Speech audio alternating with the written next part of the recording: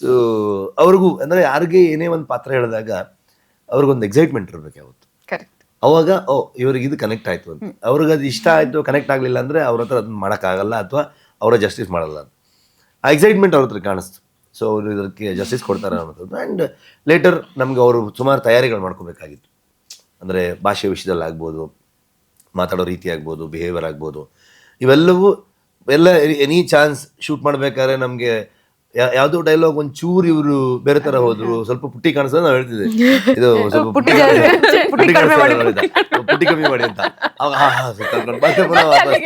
ಮತ್ತೆ ಫೋಕಸ್ ಮಾಡಿ ಆ ಥರ ಸೋಲ್ ಟೀಮ್ ವರ್ಕ್. ಅಂದರೆ ಕೋ ರೈಟರ್ಸ್ಗಳೆಲ್ಲ ತುಂಬ ಹೆಲ್ಪ್ ಮಾಡ್ತಾ ಇದ್ರು ಅವ್ರಿಗೆ, ಬಿಕಾಸ್ ನಾನು ಆ್ಯಕ್ಟ್ ಮಾಡ್ತಿದ್ರಿಂದ.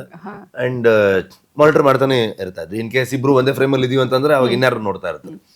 ಶಾರ್ಟ್ ಆದ ತಕ್ಷಣ ಡೈರೆಕ್ಟರ್ ಶೋಗನ್ ಅಂತ ಬರ್ತೀನಿ, ಒಂದು ಶೋಗನ್ ಥರ ಅದು ಮಾತ್ರ ತೊಗೊಂಬಂದು ಕೊಡ್ತಾರೆ, ಅದನ್ನು ನೋಡ್ಕೊಂಡು ಆಮೇಲೆ ಈ ಥರದ್ದು ಪ್ರಾಸೆಸ್ ಅದು.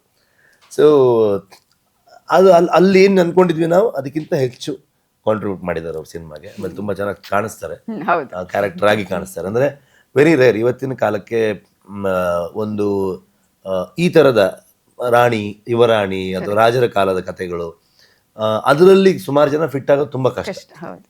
ಅದು ತುಂಬ ಚೆನ್ನಾಗಿ ಫಿಟ್ ಆಗಿದ್ದಾರೆ ಅವರು.